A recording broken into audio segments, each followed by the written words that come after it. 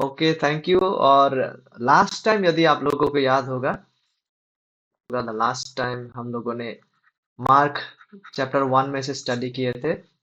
और आज हम मार्क के स्टडी को कंटिन्यू नहीं करेंगे, क्योंकि एक वीक मार्क होने जा रहा है, और अगला हफ्ता जो होने जा रहा है वो यह है। ये बुक जो डॉक्टर जॉन मैकारथर के द्वारा लिखा गया पुस्तक है, जो कि फंडामेंटल्स ऑफ द फेथ, यानी मसीही विश्वास का जो बुनियादी विषय और शिक्षण है, उसका हम स्टडी करने जा रहे हैं। 13 ऐसे लेसन है, और हर लेसन्स में एटलीस्ट 4 से 5 सेशंस हमें लगने जा रहे हैं। उसे हम स्टडी करने जा रहे हैं, जो कि इसीलिए है ताकि हम बढ़ सके, वृद्धि पा सके प्रभु यीशु मसीह के अनुग्रह में, प्रभु यीशु मसीह के पहचान में, उनके नॉलेज में, ताकि हम बढ़ सके, प्रभु के अनुग्रह में ताकि हम बढ़ सके। उसी उद्देश्य को मद्देनजर रखते हुए इस पुस्तक को लिखा गया है। यह स्टूडेंट्स मैनुअल है। जिस प्रकार से हम स्कूल कॉलेजेस में पुस्तकों को स्टडी करते, उसी प्रकार से इसे भी दिया गया है, ताकि चैप्टर वाइज हम इसे स्टडी करें। और इस मैनुअल में, इस पुस्तक में, यह 13 लेसन्स में से जो पहला लेसन है जिसे हम स्टडी कर रहे थे, वो है बाइबल के विषय में।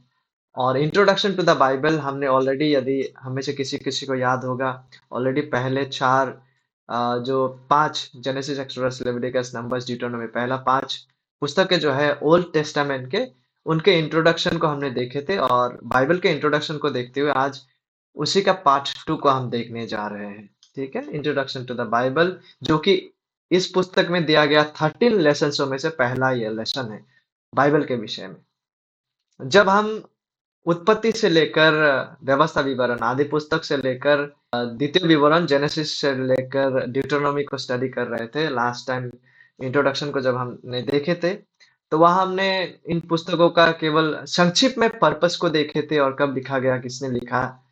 आज हम कुछ महत्वपूर्ण अवलोकन, ऑब्जर्वेशंस को यहाँ से देखने का प्रयास करेंगे कि क्या है बेसिकली यहाँ पे जो मुख्य विषय, जो मुख्य शिक्षण है, आगे चलकर रिपीट हो रहे हैं। वैसा महत्वपूर्ण विषय है परमेश्वर का राज्य के विषय में, और उद्धार के विषय में, और उस बीज के विषय में, द सीड, उस बीज के प्रतीका के विषय में, जिसे आज हम देखने जा रहे हैं। तो कुछ ऑब्जर्वेशंस के द्वारा आइए शुरू करते हैं। उत्पत्ति अध्याय 1 पद 27 और 28 में हम देख पाते हैं, आदि पुस्तक अध्याय 1 पद 27 28, जेनेसिस 1 27 28, कि जब परमेश्वर ने मनुष्य को जो है अपने स्वरूप में सृजे हैं, परमेश्वर मनुष्य को अपने स्वरूप में सृजने के बाद तुरंत वो क्या करते हैं, पद 28 में देखिए। 27 में हम देख पाते हैं, God created man in his own image, he created male and female. After that, right after that क्या होते, God bless them and God said to them, परमेश्वर ने उन्हें आशीषित किए और उनसे कहा, क्या कहा, पृथ्वी में भर जाओ और उसको अपने वश में कर लो, और समुद्र की मछलियों तथा आकाश के पक्षियों और पृथ्वी पर रेंगने वाले सब जंतुओं पर अधिकार रखो।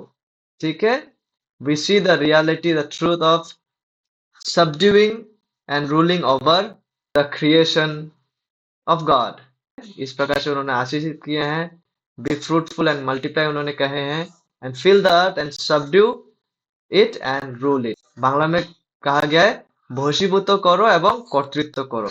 परमेश्वर के स्वरूप में सृजा जाने का मतलब ही है, इस नियर कॉन्टेक्स्ट में परमेश्वर के स्वरूप में सृजा जाने का मतलब, being created in the image of God means कि पृथ्वी पर जो परमेश्वर के तमाम सृष्टि है, उसको परमेश्वर के तरफ से, परमेश्वर के अधीन में रहकर उनका देखभाल करना, उनको, उनके ऊपर जो है प्रभुता करना, उनके ऊपर अधिकार रखना, परमेश्वर के अधीन में रहकर, परमेश्वर के अधीन में रहकर पृथ्वी के तमाम सृष्टि को जो है परमेश्वर के तरफ से उनका देखभाल करना। तो यहीं पे जो है हम ऑलरेडी जो किंगडम, यानी राज्य का जो कॉन्सेप्ट है, उस सच्चाई को ऑलरेडी हम उत्पत्ति से ही देखना आरंभ करते हैं। The reality of ruling and subduing, which is the kingdom concept. राज्य का जो विचारधारा है, राज्य का जो कॉन्सेप्ट है, इसे हम ऑलरेडी यहाँ से ही देख पाते हैं। लेकिन हम सबों को पता है क्या होता है इसके बाद। इसके बाद मनुष्य जो है पाप में गिरते हैं, मनुष्य परमेश्वर के खिलाफ विद्रोह करते हैं, मनुष्य पाप में गिरते हैं, फलस्वरूप परमेश्वर अभिशाप देते हैं, और उसी अभिशाप में आप देख पाएंगे उद्धार का प्रतिज्ञा भी शामिल है। उसी अभिशाप में जो है उद्धार का प्रतिज्ञा भी शामिल है। जब परमेश्वर अभिशाप दे रहे होते हैं उस शाप को, अर्थात वह शैतान को जो शाप के पीछे था, उत्पत्ति अध्याय 3 पद 15, जेनेसिस 3:15, मनुष्य के पतन के बाद जब परमेश्वर अभिशाप दे रहे थे तो उन्होंने कहे, और मैं तेरे, यानी कि वो सांप यानी शैतान, जो सांप के कार्य के पीछे जो मुख्य व्यक्ति था वो शैतान था, और मैं तेरे और इस स्त्री के बीच में और तेरे वंश, सांप के वंश और इसके वंश, यानी कि उस महिला से जो आने वाले वंश है उसके बीच में बैर उत्पन्न करूंगा, और वह तेरे सिर को कुचल डालेगा और तू उसकी एड़ी को डसेगा। यहीं पे जो है हम उद्धार का सच्चाई को भी देख पाते हैं, इस वंश का प्रतिज्ञा को भी यहाँ देख पाते हैं कि कोई है जो इस महिला का सीड है, বীজ ইনার বংশ, এই মহিলার বংশ কেউ এমন আছে যে আসতে যাচ্ছে একদিন, जो आने को है, जिनका प्रतिज्ञा यही पे है, जो जब आएंगे वो इस सांप को अर्थात शैतान का सर को कुचलेंगे। जब वो आएंगे तो वो उद्धार को लाएंगे। मनुष्य जिस पाप में गिरे हैं उस पाप से मनुष्य को छुड़ाएंगे। उसका सच्चाई को भी हम यहीं पे देख पाते हैं। तो हम उत्पत्ति में ही किंगडम, राज्य का कॉन्सेप्ट को देख पाते, राज्य का विचारधारा को, फूलों फलों और कर्तृत्व करने का। लेकिन मनुष्य जब व्यर्थ होते हैं, मनुष्य जब परमेश्वर के खिलाफ विद्रोह करते हैं, पाप करते हैं और व्यर्थ ठहरते हैं, मनुष्य जब पाप में गिरते हैं, after the fall of man, हम देख पाते हैं कि परमेश्वर उस बीज का प्रतिज्ञा को करते हैं, उस वंश का, उस सीड का, जो आखिरकार सांप को जो है, सांप का सर को कुचलने जा रहा है, जो आखिरकार जब आएंगे सांप का सर को कुचलेंगे और आखिरकार मनुष्य को, मानव जाति को उद्धार प्रदान करेंगे। मानव जाति को, जिस पाप में मानव जाति गिरे हैं वहां से वो छुड़ाएंगे। फिर से एक बार वह बीज जब आएंगे, मनुष्य को फिर उस स्थान पर पुनर्स्थापित करेंगे भविष्य में, जिस सच्चाई को हम उत्पत्ति में देख पाते। कौन सा सच्चाई? फलो फूलो और परमेश्वर के तमाम सृष्टि पर कर्तृत्व रखो। तो राज्य का विचारधारा, राज्य का कॉन्सेप्ट, इस बीज का, इस वंश का, এই বংশের প্রতিজ্ঞা এবং উদ্ধারের প্রতিজ্ঞাকে আমরা অলরেডি आदि पुस्तके देखा शुरू करी। ये क्यों महत्वपूर्ण है? ये इसलिए महत्वपूर्ण है माय डियर फ्रेंड्स कि इसके बाद जैसे ही आप आदम से ही पढ़ने लगेंगे, आदम के बाद शेत आते हैं, शेत के वंशज के बाद आते हैं, शेती के वंश से आते हैं नू, नू के वंशज में आगे आते हैं शेम के वंश, उसका बेटा शेम के वंश से आते हैं अब्राहम, और अब्राहम के आगे आप देख पाते कि आते हैं आइजैक, फिर आते हैं जेकब। तो ये जो वंश को जब हम देखते हैं बाइबल में, वो वास्तव में यह है कि परमेश्वर इस बीज को, इस वंश को, वो महिला से जो आएंगे ये वंश, ये सीड, उसी वंश को आने के लिए वो सारे तैयारी को कर रहे होते हैं।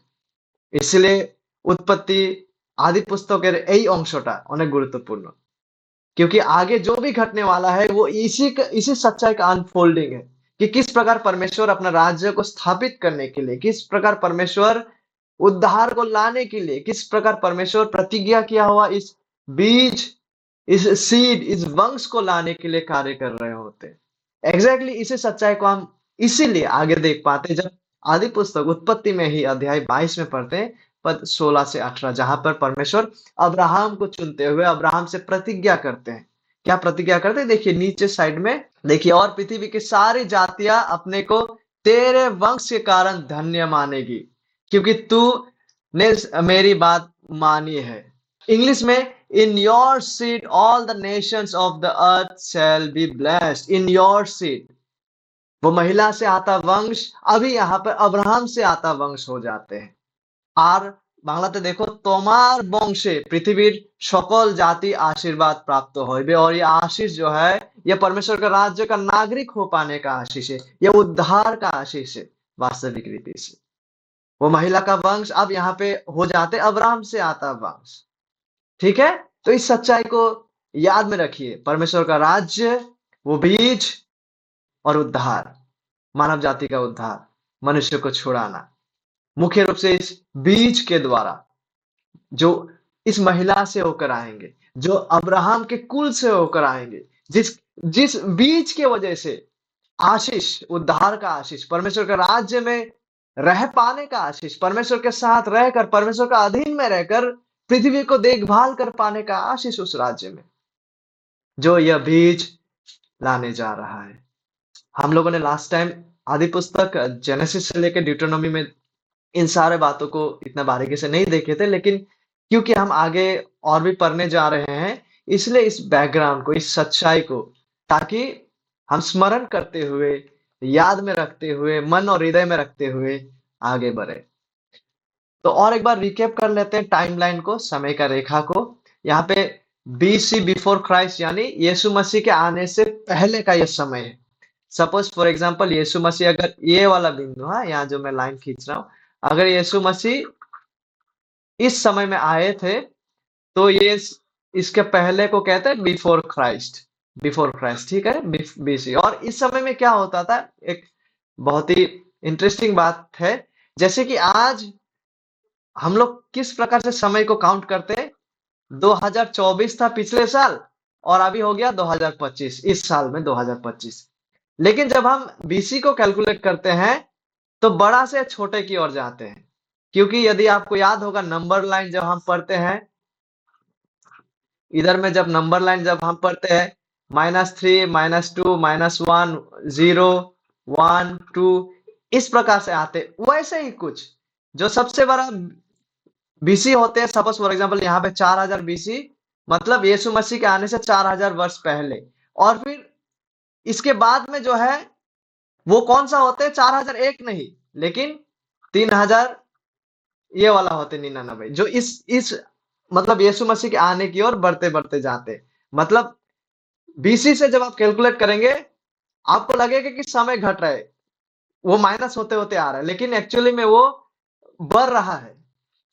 इसी प्रकार से BC में कैलकुलेट होता था, उल्टा तरफ में। जैसे कि आज हम 2025 में हैं, अगले साल 26 में जाएंगे, लेकिन BC में यीशु मसीह के आने से पहले यदि हम कैलकुलेट करते थे, तो क्या होता था, 10 के बाद 9, 9 के बाद 8, 7, 6, उस प्रकार से यीशु मसीह, उसके बाद यीशु मसीह के आने के बाद प्लस में होके यह समय गिनती हुआ है, ठीक है।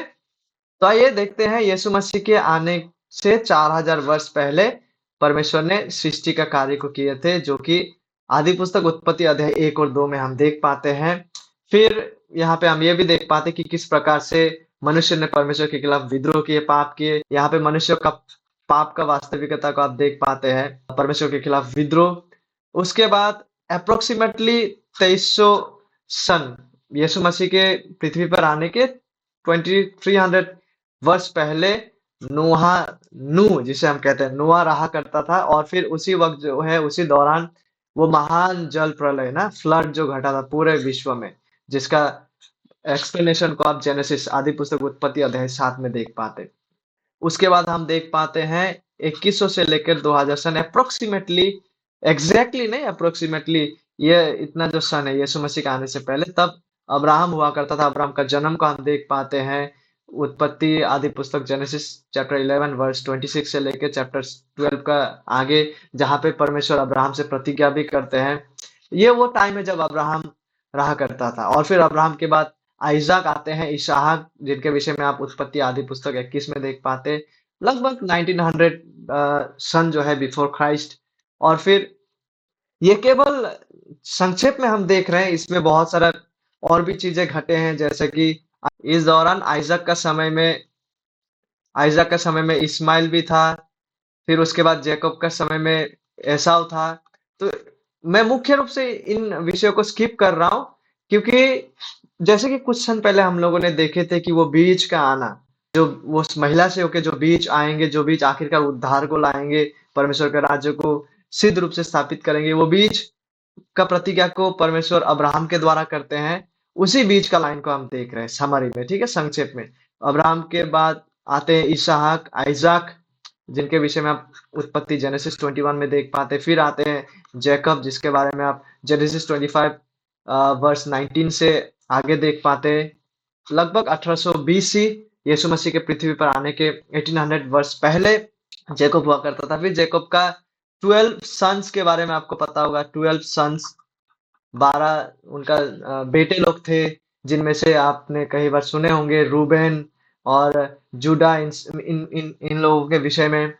और उन्हीं में से आप देख पाते हैं कि उन लोगों ने जो है एक भाई जिसका नाम था जोसेफ, उनको उन लोगों ने बेच दिया था लगभग 1700 यीशु मसीह के पृथ्वी पर आने के 1700 साल पूर्व।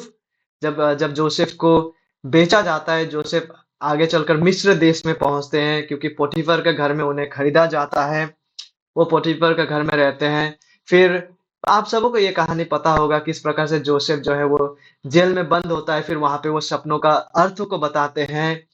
और उसी प्रकार उस समय का जो मिस्र देश का जो फ़ारोन है, यानी वहाँ का राजा, भी वैसे ही कुछ सपना देखते हैं। और उस सपना को कोई भी, उनके राज्य का कोई भी ज्ञानवान व्यक्ति, ये जो रहे हैं, जो सपनों को एक्सप्लेन करते थे, वो लोग भी एक्सप्लेन नहीं कर सके थे। फिर जोसेफ जब जेल में बंद था, तो एक व्यक्ति का सपना का अर्थ को जोसेफ ने बताया, तो वही व्यक्ति राजा का दरबार में फिर से काम करने लगा। वो उस व्यक्ति को याद आया कि कोई है जो सपना बता सकते हैं। तो राजा ने भी जो सपना को देखे थे, वो अकाल को लेकर था, फेमाइन को लेकर। 7 वर्ष पहले अनाज का भरपूरी होगा, उसके बाद 7 वर्ष का जो फेमाइन यानी अकाल, सूखा पड़ने वाला है, वो सपना जोसेफ को जब राजा के सामने ले जाया जाता है, राजा को जोसेफ परमेश्वर के सहायता के फलस्वरूप जोसेफ परमेश्वर के आधार पर इस सपना का अर्थ को बताते हैं, सूखा और प्रचुरता का जो अर्थ है। फिर किस प्रकार से जोसेफ को राजा जो है फ़ारोन, इजिप्ट का, मिस्र देश का पूरा जिम्मेदारियों को सौंप देता है, और किस प्रकार से इस अकाल में भी पहला 7 वर्षों में जोसेफ बहुत वाइज़ली अनाज को इकट्ठा करके रखते हैं, ताकि बाद का 7 वर्ष में ताकि कोई घटी ना हो। तो जोसेफ के हवाले सारा जिम्मेदारियों को राजा सौंप देते हैं। आप सभी को इसके बारे में आप सभी को पता होगा। उसके बाद क्या होता है, इस अकाल के दौरान जैकब, जोसेफ का पिताजी, उनके जो बाकी जो पुत्र लोग थे, उन लोग भी इस अकाल से होके गुजर रहे थे। फिर वे लोग आते हैं जोसेफ के पास अनाज खरीदने के लिए, है ना? और फिर आप देख पाते हैं कि किस प्रकार से जोसेफ का पुनर्मिलन होता है अपना भाइयों के साथ। फिर भाई लोगों के बीच फिर से बेंजामिन को लाना, ये सब आपको पता है किस प्रकार से जोसेफ ने वो कटोरा को रखे थे उनके बोरी में, फिर ताकि जोसेफ का एक सेवक उन लोगों को फिर पकड़ के वापस ले जाते। फिर आखिरकार जोसेफ कह देता है कि मैं, मतलब वो अपना परिचय को दे देते हैं, अपना भाइयों से वो मिलते हैं। फिर आखिरकार उनका भाई लोग जाकर जोसेफ के थ्रू जो है फ़ौरन काफ़ी सारी चीज़ों को भेजते हैं, ताकि जैकब, जोसेफ का पिताजी को लाया जा सके इजिप्ट में। फिर 1 मिनट, हाँ, कोई जॉइन होना चाहते हैं। ओके, तो हम लोग कहाँ थे? अच्छा, वो अकाल के दौरान जोसेफ का भाई लोगों के साथ जब जोसेफ का मुलाकात होता है, जोसेफ बहुत ही वो जो है भावुक हो जाते हैं, और फ़ौरन के द्वारा जैकब, जोसेफ का पिताजी को मिस्र में लाने के लिए, वो भी जैकब को वहां से जोसेफ जहाँ है वहां पर लाने के लिए, इजिप्ट में लाने के लिए भेजा जाता है। फिर जैकब आखिरकार इजिप्ट में चले आते हैं, और जैकब के साथ-साथ उनका सारा वंशज जो है जोसेफ के साथ रहने के लिए इजिप्ट में चले आते हैं। और वहीं पे जैकब का जो है, जैकब इजिप्ट में ही रहते वक्त वो मारा जाते हैं। हालांकि उनका कब्रों को उनके पिताओं के साथ जाकर दफनाया जाता है। तो यहीं पे जैकब का मारा जाने और जोसेफ लोगों का इस कहानी के साथ ही जेनेसिस खत्म होता है, जेनेसिस अंत होता है।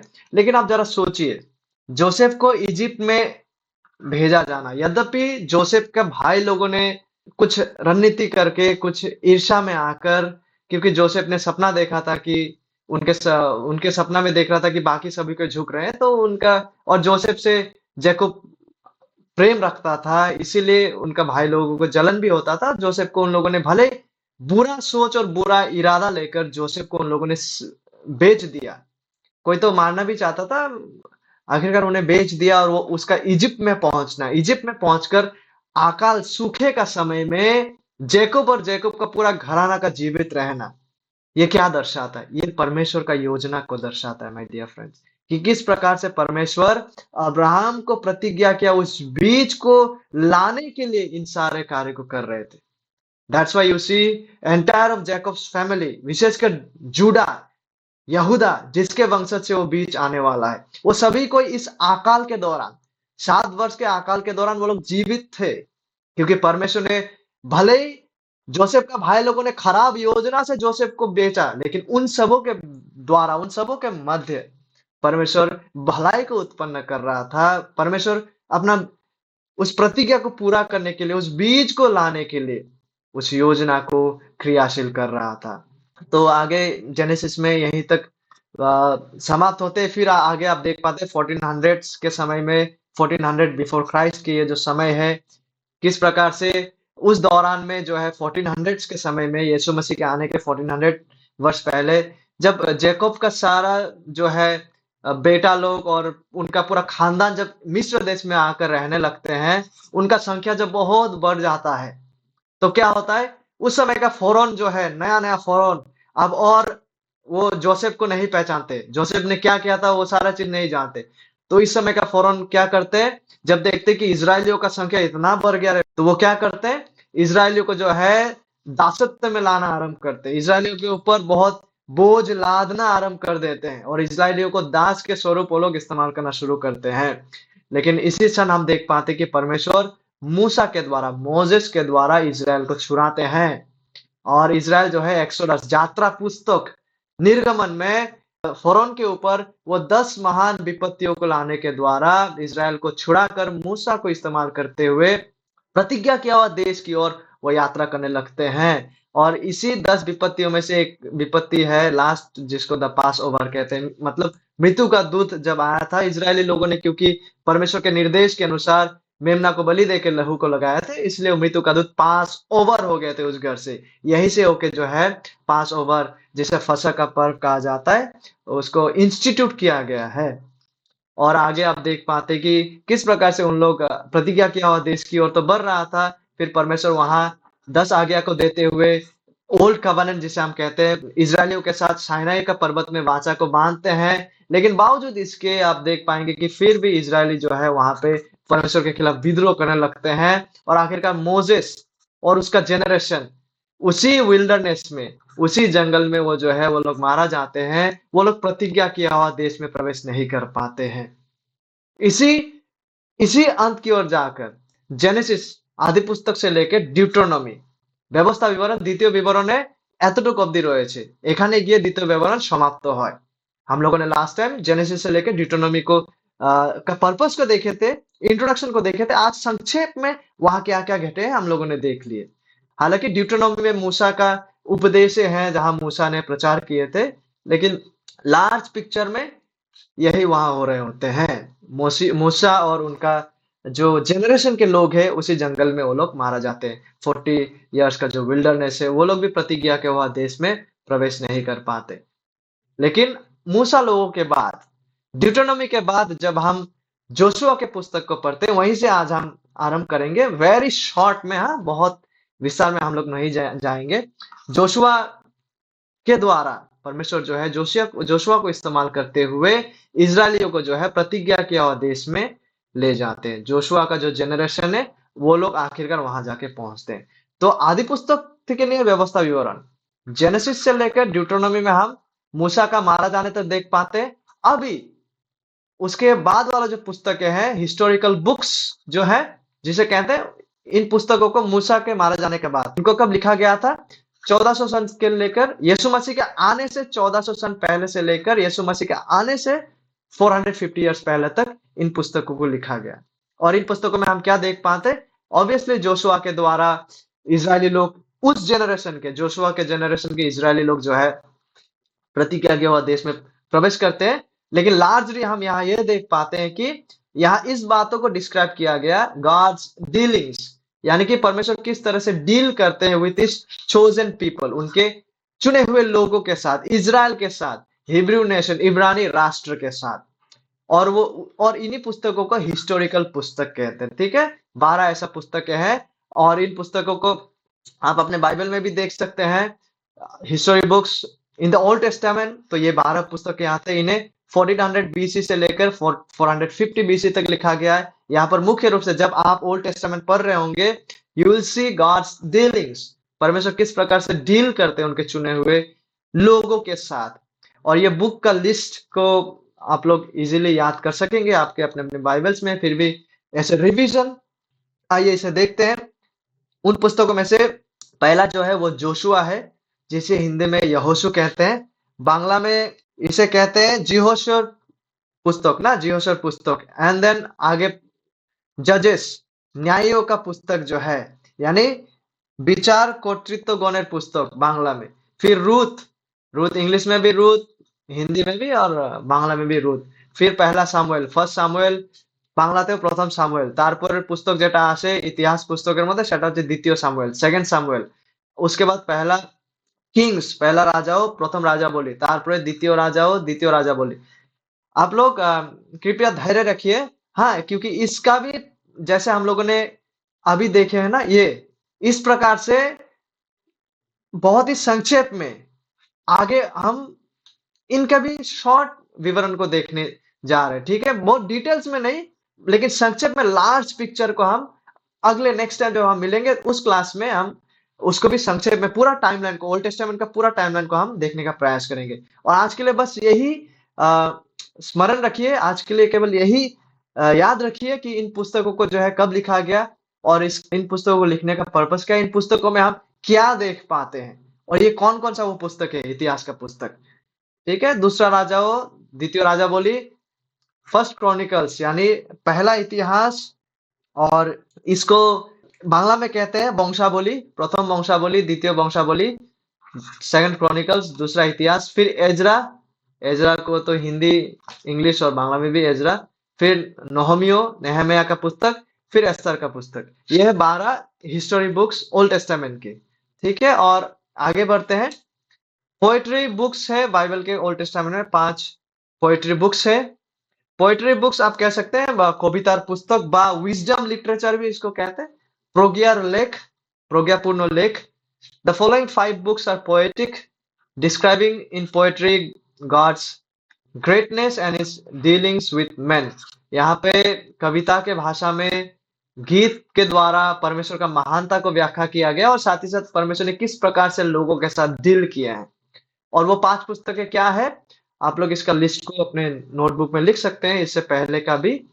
ठीक है, उस 5 पुस्तकों में से पहला है आयुब, जोब, जिसको बांग्ला में इयोब कहते हैं। इयोब में हम क्या देख पाते हैं, the suffering and loyal trust of a man who loved God.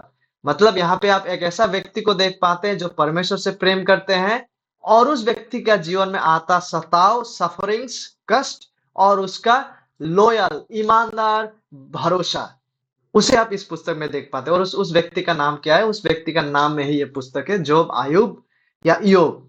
उसके बाद भजन संहिता, गीत संहिता, आप सभी को पता है यहाँ पे songs of praise and instruction, यहाँ पे निर्देश है, और प्रशंसा का गीते हैं, प्रार्थनाएं हैं, इत्यादि।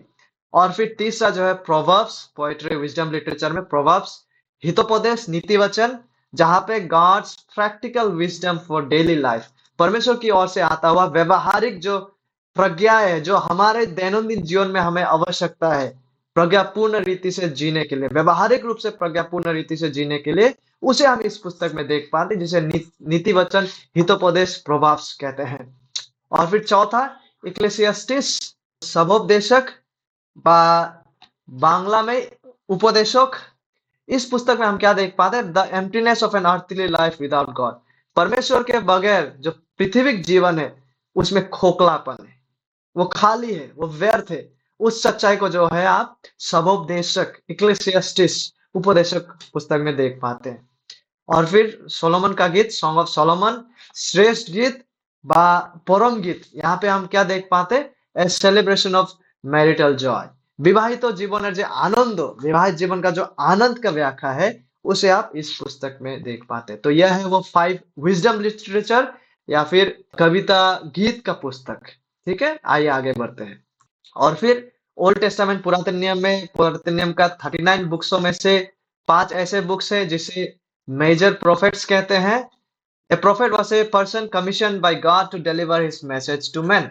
प्रोफेट कौन था, प्रोफेट वो व्यक्ति था जो परमेश्वर की ओर से, परमेश्वर उसे कुछ कहने को कहता, और प्रोफेट उसी बात को जो परमेश्वर ने कहे हैं लोगों से उसी बात को कहते।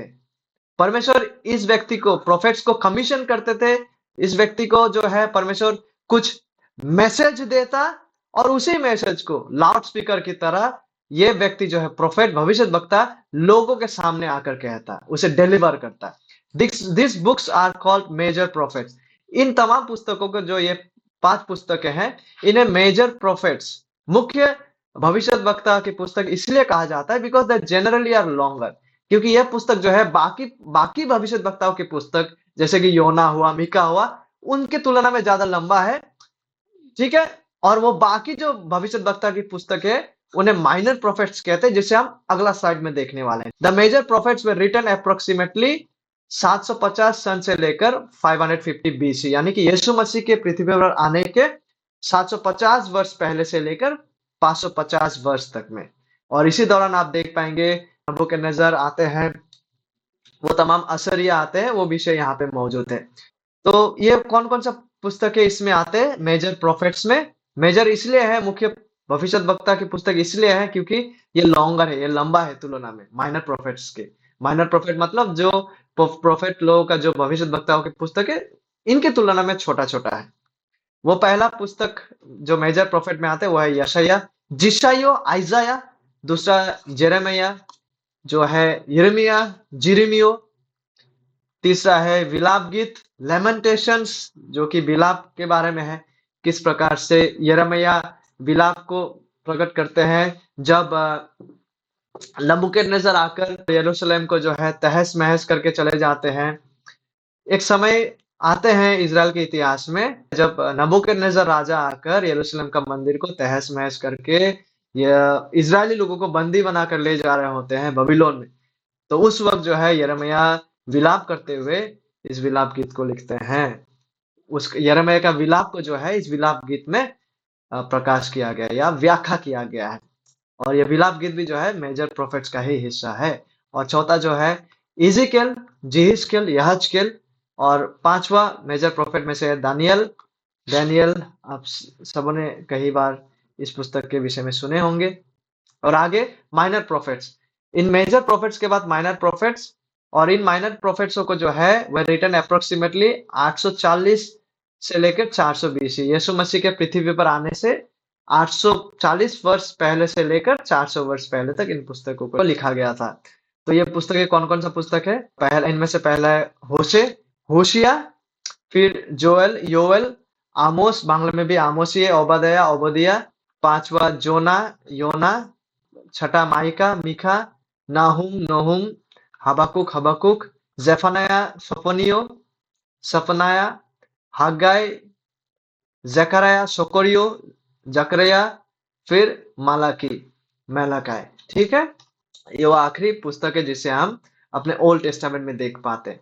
तो आज चलकर हमारा ओल्ड टेस्टामेंट में कौन कौन सा बुक्स है वो आकर समाप्त होते हैं। सबसे पहले जो है मूसा की लेख को हमने देखे हैं।